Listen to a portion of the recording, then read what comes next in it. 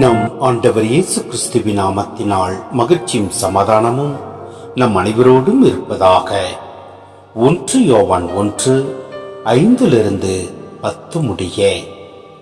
நாங்கள் அவரிடமிருந்து கேட்டறிந்து உங்களுக்கு அறிவிக்கும் செய்தி இதுவே: கடவுள் ஒளியாயிருக்கிறார், அவரிடம் இருள் என்பதே இல்லை. நாம் இருளில் நடந்து கொண்டு அவருடன் நமக்கு நட்புறவு உண்டு என்போம் என்றால் நாம் பொய்யராவோம், உண்மைக்கேற்ப வாழாதவராவோம். மாறாக அவர் ஒளியில் இருப்பது போல் நாம் ஒளியில் நடப்போமானால் ஒருவரோடு ஒருவர் நட்புறவு கொண்டிருப்போம். மேலும் அவர் மகனாகிய இயேசுவின் இரத்தம் எல்லா பாவத்தினின்றும் நம்மை தூய்மைப்படுத்தும்.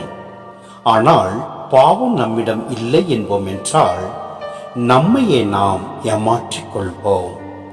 உண்மையும் நம்மிடம் இராது.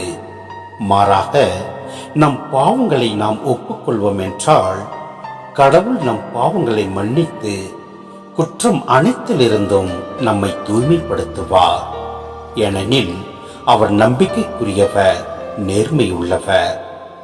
நாம் பாவம் செய்யவில்லை என்போம் என்றால் அவரை பொய்யராக்குவோம், அவருடைய வார்த்தை நம்மிடம் இல்லை என்றாகும்.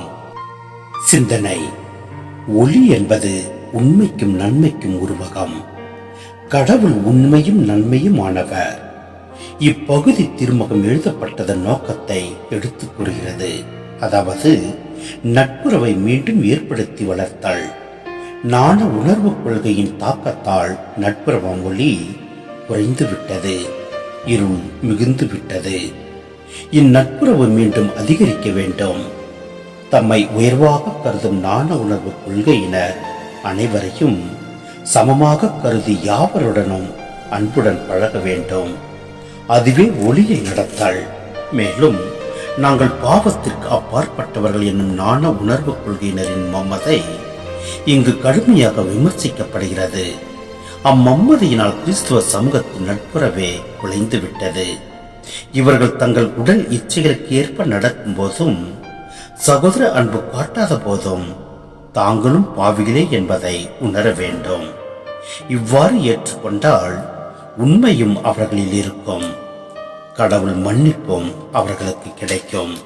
எனவே நாம் ஒருவருக்கொருவர் நட்புறவு கொண்டு வாழ்வோம். எல்லாம் வல்ல இறைவன் நம்மை நிறைவாய் ஆசீர்வதிப்பார். ஆமென்.